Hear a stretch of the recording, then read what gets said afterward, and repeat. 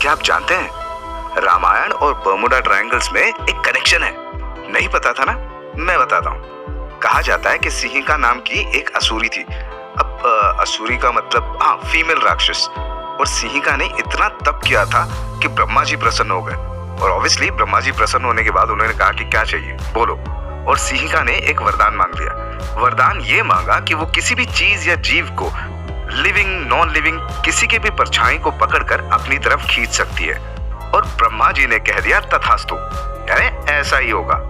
पता है आपको, ये वही असुरी थी जिसने लंका जाते हुए बजरंगबली से पंगा ले लिया था।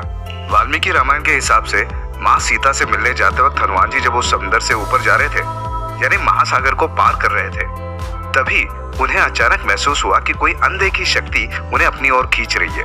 यानी वो आगे बढ़ नहीं पा रहे थे, कोई तो था जो उन्हें पीछे की ओर खींच रहा था। और जब हनुमान जी ने आसपास नजरें घुमाई तो पहाड़ों के पीछे छुपी उन्हें वो राक्षसी सिंहिका नजर आई और वो उनकी परछाई को खींच रही थी। फिर क्या था, अपने हनुमान जी के पास एक अलग शक्ति थी। वो जब चाहे छोटे हो सकते थे, जब चाहे बड़े हो सकते थे। उन्होंने अपने साइज को इतना छोटा कर दिया, बिल्कुल एक छोटे से जीव की तरह। और फिर हनुमान जी उस राक्षसी के मुंह से उसके शरीर के अंदर चले गए।